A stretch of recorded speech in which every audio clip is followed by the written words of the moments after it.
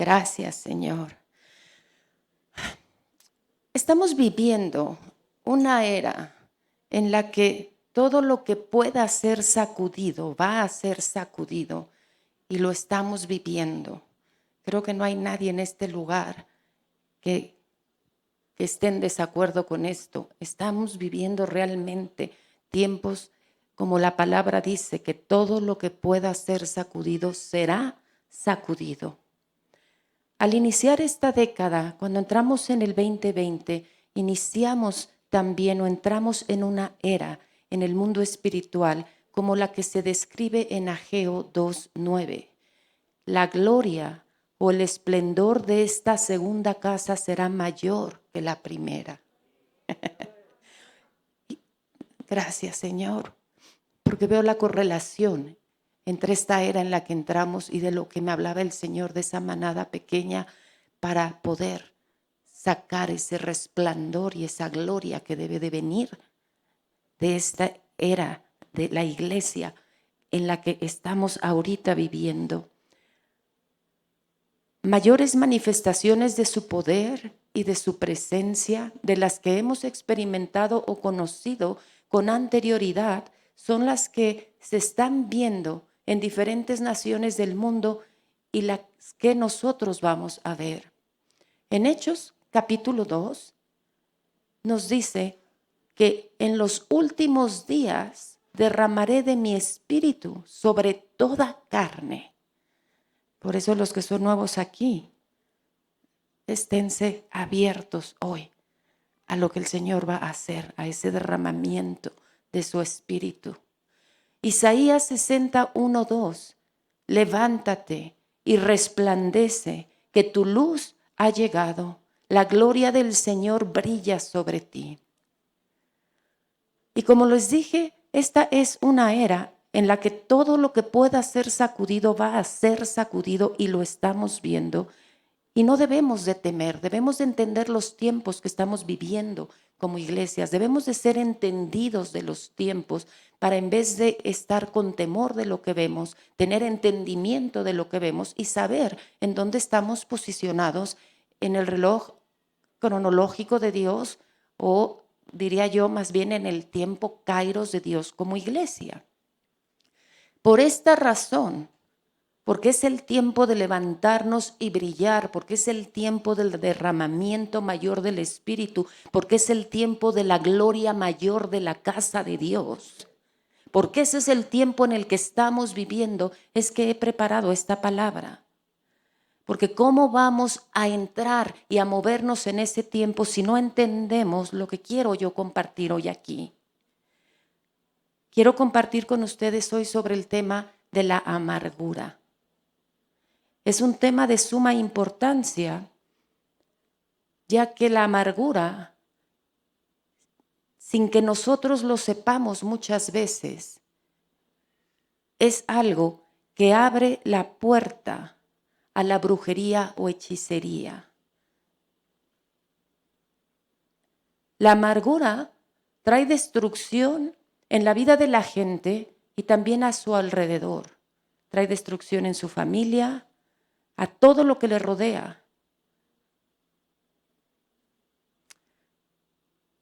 Y le da autoridad al enemigo para hacer eso. Hay una historia en el libro de Hechos, si quieren ir a él, Hechos 8, voy a leer esta historia del versículo 9 al 24 y quiero que pongan atención en ella, por favor, y escuchen los detalles de esta historia.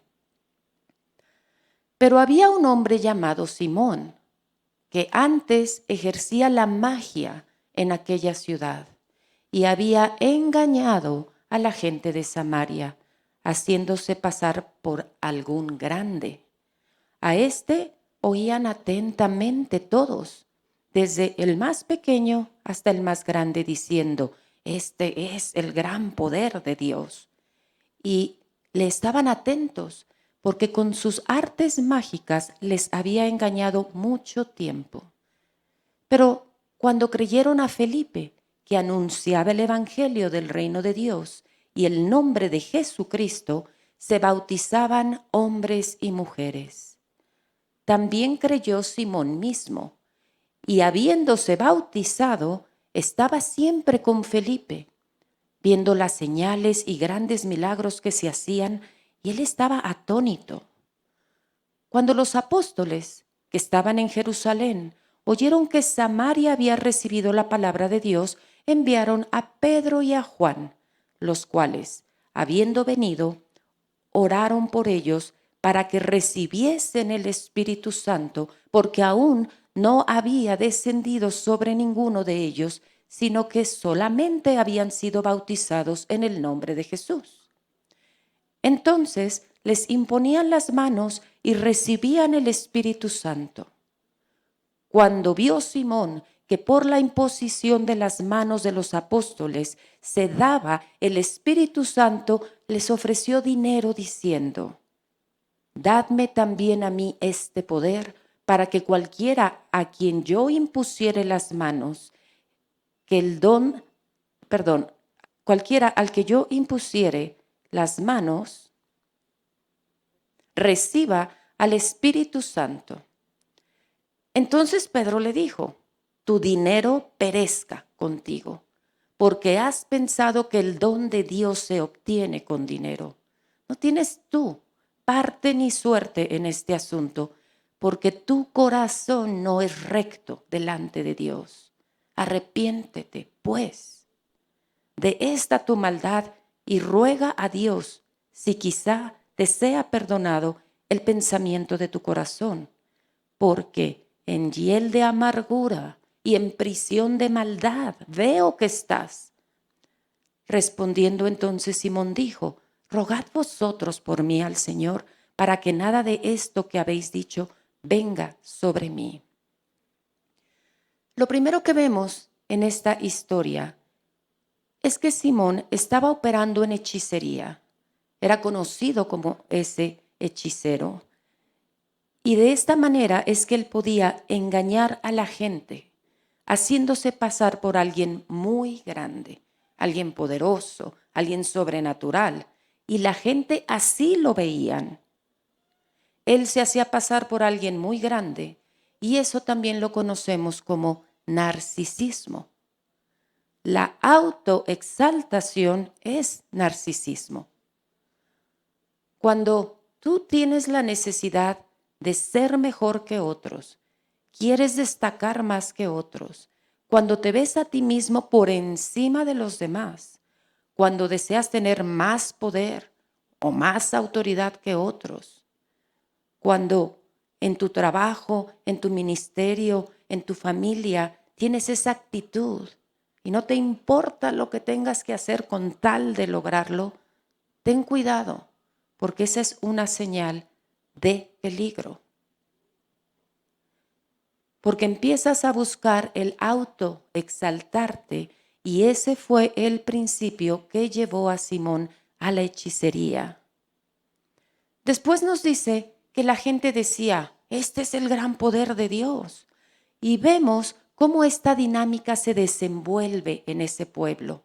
Simón buscaba ser exaltado y la gente lo exaltaba, y eso se convirtió en un círculo vicioso.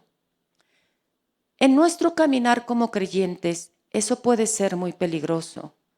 Permitirle a la gente que nos exalte de esa manera, por lo que el Señor nos usa. Eso es peligroso, y debemos de entender que el único que debe de ser exaltado es Jesús. Esta palabra es importante, amados, en todos lugares, pero por lo que Dios habló hoy aquí, lo que está preparando con esta manada pequeña, por ese mover sobrenatural, por esa hambre y búsqueda de ver la manifestación del poder y la gloria de Dios, esto también puede ser muy riesgoso en un ambiente de estos. Y creo que esa es la razón por la cual el Padre me llevó a hablar de esta palabra hoy aquí. Nosotros somos primeramente hijos del Dios Altísimo, y como tales también somos siervos del Dios Altísimo. y el Espíritu de Dios se derrama sobre siervos, no sobre los que se enaltecen a sí mismos. Lo voy a repetir. El Espíritu de Dios se derrama sobre siervos. Y si no me equivoco, fue en esta casa que yo compartí, la única vez que he compartido aquí con ustedes, acerca de la grandeza del reino y hablé de las características de los siervos, ¿correcto? El Espíritu del Señor se derrama sobre siervos, no sobre los que se enaltecen a sí mismos. Voy a hablarles de algunos de los síntomas del narcisismo. Sentir que tú eres mejor que los demás. Necesidad de ser exaltado. Pensar o sentir que tú tienes que ser reconocido y que tienes que destacar. Querer ser visto como el que tiene toda la sabiduría, todas las respuestas, toda la autoridad, todo el poder. Simón convenció a la gente de que él era grande y poderoso y la gente no lo sabía, pero toda esa persuasión en la que Simón se movía para influenciarlos los llevó a estar operando bajo un espíritu de hechicería. Ellos ignoraban que al exaltarlo de esa manera, le estaban dando poder a Simón sobre de ellos, y ese círculo vicioso es el que abre la puerta a la manipulación, que es un tipo de brujería. Después vemos que Simón es testigo del poder en que los apóstoles se mueven y él dice, yo quiero ese poder. Simón tenía hambre de las cosas espirituales. Y esto nos lleva a entender que el desear las cosas espirituales no garantiza que estés en la posición correcta y movido por el espíritu correcto. Tienes que preguntarte, ¿por qué lo quiero? ¿Para qué quiero este poder? ¿Para qué quiero más de Dios? ¿Es para conocerlo mejor? ¿Es para estar más cerca de Él? ¿Es para saber cómo piensa? ¿Cómo siente su corazón? ¿Es para saber cómo complacerlo mejor y servirle mejor? ¿O es para sentirme importante y para buscar el reconocimiento y la exaltación de otros? Pedro discierne que las intenciones de Simón de obtener este poder no son transparentes ni genuinas para Dios. Y le contesta, no tienes tu parte ni suerte en este asunto, porque tu corazón no es recto delante de Dios. Es interesante ver cómo Pedro no se refiere a la hechicería, a la manipulación, a la brujería en la que Simón se había estado moviendo, como si ese fuera su problema. De hecho, ni siquiera lo menciona. Pedro se refiere a su corazón. Sabemos que como humanos ponemos mucha atención en la apariencia externa de la gente, pero con Dios es diferente, porque Dios ve en el corazón del hombre. Ahí es donde Dios pone su atención. En la medida en que nos preparamos para recibir más de Dios, tenemos que cuidar cada vez más de las intenciones de nuestro corazón. Y después Pedro le dice, arrepiéntete pues de esta tu maldad y ruega a Dios si quizá te sea perdonado el pensamiento de tu corazón. Esto nos muestra que el problema de fondo tiene que ver con lo que hay en el corazón de Simón. Y el problema de fondo en nuestras vidas tiene que ver con lo que hay en nuestro corazón.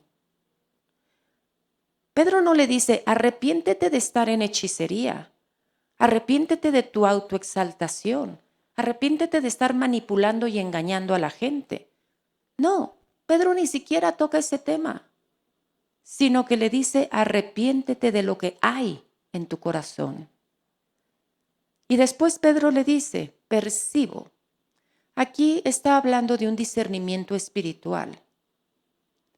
discierno espiritualmente que estás lleno de amargura y de iniquidad. En esta versión que yo leí, que es Reina Valera, habla de prisión de maldad. Hay otras versiones bíblicas que usan la palabra iniquidad. Pero a lo que se está refiriendo Pedro es al pecado que ha pasado de generación en generación, al pecado generacional. Pedro podía discernir que esta amargura que había en el corazón de Simón venía desde generaciones pasadas. Y también le dice, estás envenenado por la amargura en tu corazón. Ese discernimiento espiritual le permitió a Pedro conocer el origen del espíritu de hechicería en la vida de Simón. En otras palabras, Pedro le estaba diciendo, Simón, la amargura que hay en tu corazón y que es un pecado se ha venido arrastrando por generaciones y eso es lo que está produciendo en ti la operación de la hechicería. Esto nos muestra que la amargura en el corazón y la amargura con la que enjuiciamos a otros prepara terreno para que la brujería o la hechicería puedan aterrizar ahí. Y yo no quiero decir con esto que nos vamos a ir a unir a un culto de brujería o que vamos a ir a aprender de hechicería. No, amados. Esto es algo mucho más sutil y de lo que tenemos que tener mucho cuidado. Porque la amargura en nuestro corazón, la amargura en el alma y el juzgar a otros con esa amargura que hay en nuestro corazón puede provocar que empecemos a autoexaltarnos y a empezar a usar una persuasión para tratar de controlar a otras personas, a controlar sus decisiones, a controlar sus ambientes. Y ese control es también conocido como el espíritu de Jezabel, que es un espíritu de brujería o de hechicería. La brujería es control, manipulación e intimidación. También incluye el maldecir, el traer división y problemáticas en vez de ser de bendición. En el libro de Apocalipsis, Jesús le habla a la iglesia y la reprende por haber tolerado a Jezabel, que se exalta a sí misma y se hace llamar profetisa. En el libro de Hebreos, en el capítulo 12, versículo 14 y 15, seguid la paz con todos y la santidad, sin la cual nadie verá al Señor. Mirad bien, no sea que alguno deje de alcanzar la gracia de Dios, que brotando alguna raíz de amargura os estorbe y por ella muchos sean contaminados. En estos momentos en todo el mundo estamos viviendo situaciones muy difíciles. Vemos a través de los medios de comunicación cómo muchas de las noticias se están dando con un fuerte tono de juicio amargo. Y esto contamina a la mayoría de los oyentes. En muchas naciones el tema político y de gobiernos está causando mucho descontento. Y es correcto no estar de acuerdo con alguien, pero lo que no es permitido es tener amargura en contra de alguien y empezar a envenenar con esa amargura a otros. Y esto es en todos los ámbitos, en la familia, en el trabajo, en el ministerio, en la iglesia. En cualquier lugar vas a encontrar desacuerdos. Es muy probable que haya desacuerdos. Y es correcto. Y hay que aprender a tratar con ello de acuerdo a la palabra de Dios. Pero lo que no es permitido es tener amargura en contra de alguien y empezar a envenenar con esa amargura a otros. Cuando hay amargura en tu corazón es porque te has sentado en el trono del juicio. y crees que tú eres mejor que otros. Estás emitiendo un juicio equivocado que está envenenado y produce amargura. Algo que a mí me llama mucho la atención acerca de este tema es la escritura que leí, en donde dice en Hebreos que tengamos cuidado de que no brote una raíz de amargura que nos estorbe, que podamos contaminar a otros con ella, pero también que nos separe de la gracia de Dios y que no nos permita mirar a Dios en nuestra vida. Yo quiero invitarte por un momento a cerrar tus ojos y a que trates de visualizar y entender qué es la gracia de Dios. Porque a veces hablamos de conceptos con mucha rapidez, pero no entendemos realmente de lo que estamos hablando. Pregúntate qué es la gracia de Dios. No sé si lo tengas claro o quizá no lo sabes.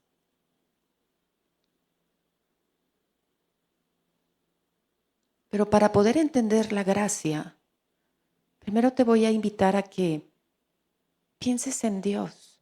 ¿Quién es Dios? ¿Quién es Dios? Y en el poder de Dios, ese poder con el que creó el universo, todo lo visible, todo lo invisible, con el cual sostiene la eternidad, con lo cual las cosas más minúsculas y microscópicas tienen vida y el macrocosmos también, esa inmensidad de lo que Él es y de su poder.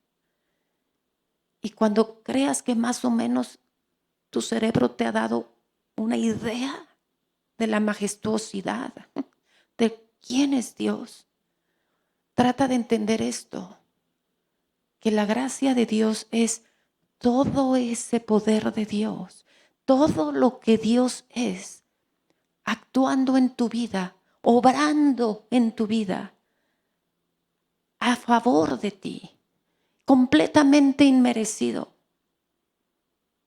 solo por su gracia, solo por ese amor que Él tiene por nosotros.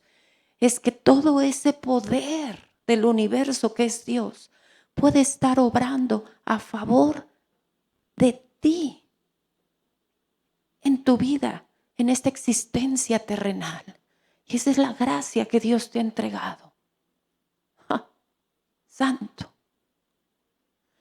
Y luego el Señor dice, ten cuidado, por favor.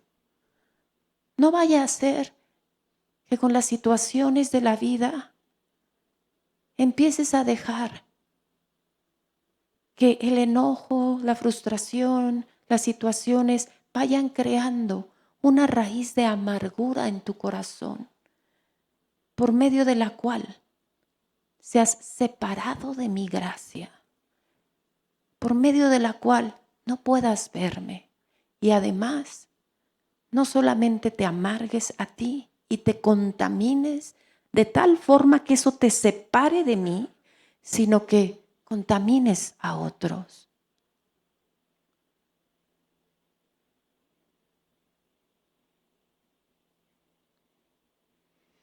Lo contrario, ya pueden abrir los ojos si desean o se pueden quedar ahí en trance con el Señor como deseen. Gloria a Dios. Yo soy de las que me quedo en trance con el Señor. Lo contrario a amargo es dulce y agradable. Si tú piensas en alguien y te produce lo contrario a agrado, a dulzura, revisa tu corazón, porque es probable que haya una semilla de juicio amargo en contra de esa persona. ¡Auch! Vamos a empezar a ser hacedores de la palabra aquí, amados, no solo oidores. Yo oro para que mientras hablo, el Espíritu Santo te empiece a mostrar. ¿Hay algún juicio amargo en contra de alguien? ¿Hay alguien en tu vida que ni te le mencionen, por favor? ¿Hay alguien que no puedes ver ni en pintura? Hazte esta pregunta. ¿Hay alguien en quien tú piensas o te lo mencionan y es desagradable el sentimiento en tu corazón? Porque cuando existe amargura en tu corazón, eso va a traer engaño y división entre la gente en cualquier lugar, en la familia, en el trabajo, en la iglesia, en el ministerio, en cualquier lugar. El amargado inyecta su veneno a otras personas y las contamina de manera que de repente empiezas a ver la atmósfera de un lugar cambiar. Y por ejemplo, en la iglesia, si estamos hablando de la iglesia, de repente llegas y en vez de que la atmósfera sea una atmósfera de amor, una atmósfera de gloria, algo ha empezado a cambiar. Y empiezas a ver que hay división entre la gente, empiezas a ver que hay tensión. ¿Por qué?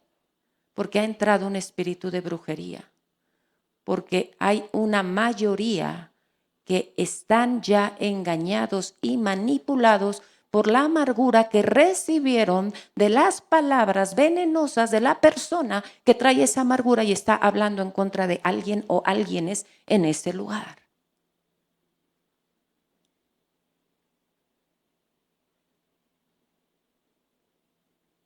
De hecho, creo que hay alguien que está debajo de tu cobertura, en donde ha habido una división no hace mucho. Alguien que pastorea o tiene un grupo y tuvo una división y esa fue la causa. Esa fue la causa. Esto de lo que estoy hablando. Efesios 4:31. Quítense de vosotros toda amargura, enojo, ira, gritería y maledicencia y toda malicia. Antes sed benignos unos con otros, misericordiosos, perdonándoos unos a otros, como Dios también os perdonó a vosotros en Cristo.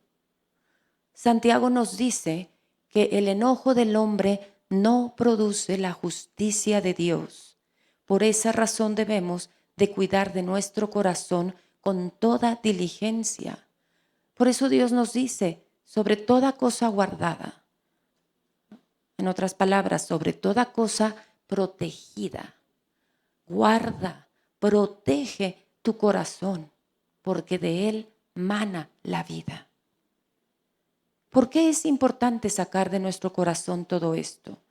¿Por qué es importante sacar la amargura, el enojo, la ira, los gritos, las malas actitudes, las malas palabras, los insultos y toda clase de malicia?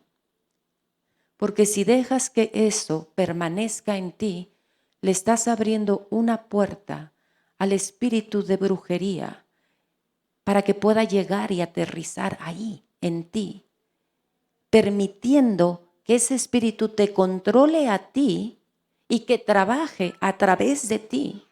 Y de esta manera te conviertes en una maldición para otros en vez de ser una bendición para otros.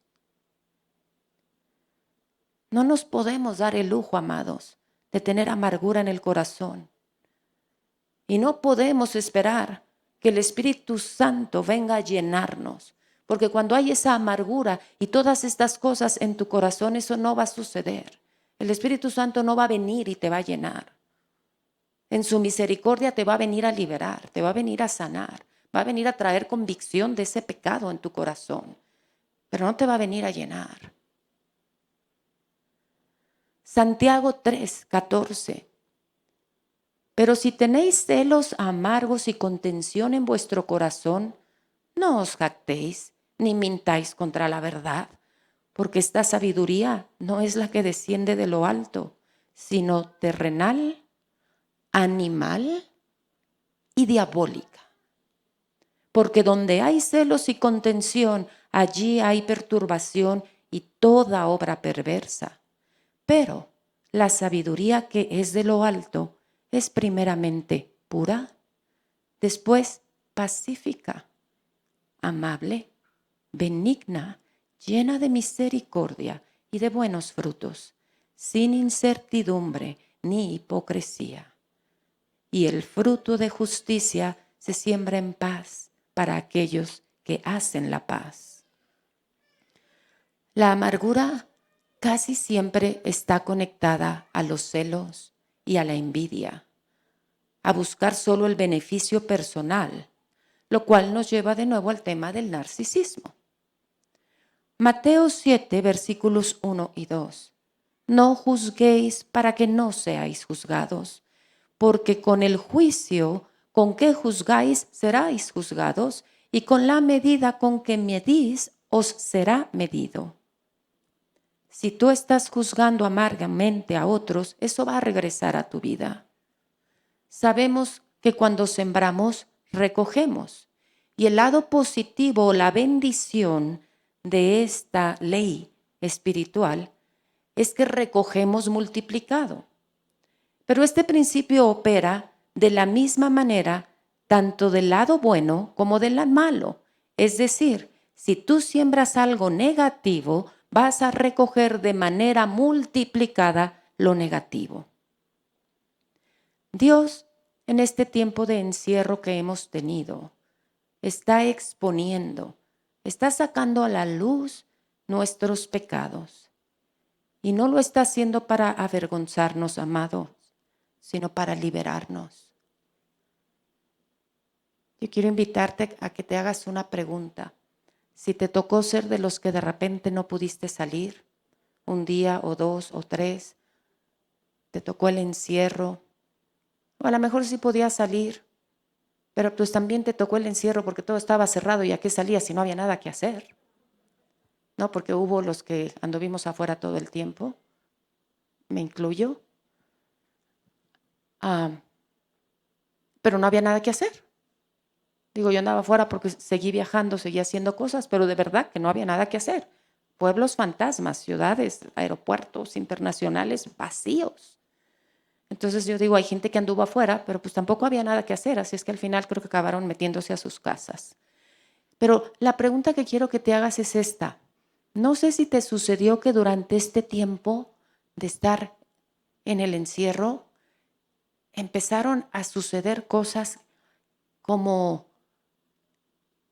pues contrario a lo que deberíamos de esperar, ¿no? A lo mejor muchos hubiéramos dicho, ay, qué bueno, más tiempo en la casa con los hijos, pero creo que muchas mamás dijeron, ¿y ahora qué voy a hacer con los hijos en la casa? ¿No? Ay, qué maravilla, ahora toda la familia juntos aquí con mi esposo todo el día, ¿y ahora qué voy a hacer con este hombre aquí todo el día? ¿No? ¿Y qué empezó a suceder? La verdad es que empezó a haber mucha contienda, empezó a haber mucho estrés, empezaron a suceder cosas que, wow, pusieron más tensión. Ya no era suficiente todo lo que nos estaba rodeando, sino lo que estábamos viviendo. ¿Por qué? Porque Dios permitió en este tiempo que saliera a la superficie. Hace rato estábamos orando y hablando de fuego, ¿verdad? Tú sabes que el fuego, una de las cosas que hace en nosotros es el purificarnos. Y esa purificación, la palabra nos la explica como en la metalurgia. El fuego saca a la superficie la contaminación para que se pueda limpiar y entonces se hace más puro el metal. Entonces, en este fuego que estuvimos viviendo, salieron a la superficie muchas cosas. Creo que ha sido el mayor tiempo en donde ha habido separaciones, divorcios, abuso intrafamiliar, una serie de cuestiones. ¿Por qué? Porque salió a la superficie lo que realmente estaba adentro. Por eso estoy hablando de que en este tiempo de encierro Dios está exponiendo, está sacando a la luz nuestros pecados, pero tenemos que entender que es con un buen propósito. no para avergonzarnos, no para hacer más difícil la situación, sino para liberarnos, para que seamos sanados y seamos transformados. Proverbios 10:18. El que encubre el odio es de labios mentirosos. ¿Por qué hablo de este versículo aquí? Porque yo creo que nadie que se diga cristiano va a decir abiertamente que odia a una persona. La verdad creo que nadie lo va a hacer. Pero lo que sí creo que muchas veces sucede es que hablamos bonito de alguien, pero dentro de nuestro corazón hay otra cosa.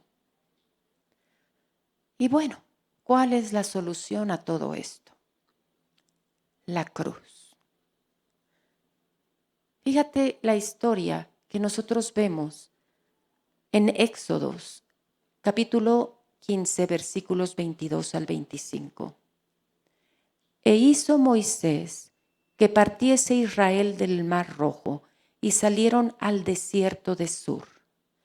Y anduvieron 3 días por el desierto sin hallar agua. Y llegaron a Mara, y no pudieron beber las aguas de Mara, porque eran amargas. Por eso le pusieron el nombre de Mara. Entonces el pueblo murmuró contra Moisés y dijo: ¿qué hemos de beber? Podemos ver aquí que ya el pueblo se estaba enojando, que ya se estaba quejando, que ya se estaba amargando, y por eso empezaron a hablar en contra del líder. Entonces Moisés clamó a Jehová, y Jehová le mostró un árbol, y lo echó en las aguas, y las aguas se endulzaron. Allí le dio estatutos y ordenanzas, y allí los probó. Aquí estamos viendo cuál es la solución a la amargura que abre esas puertas a la brujería en nuestras vidas. El árbol que tornaba las aguas amargas en dulces representa la cruz de Jesús.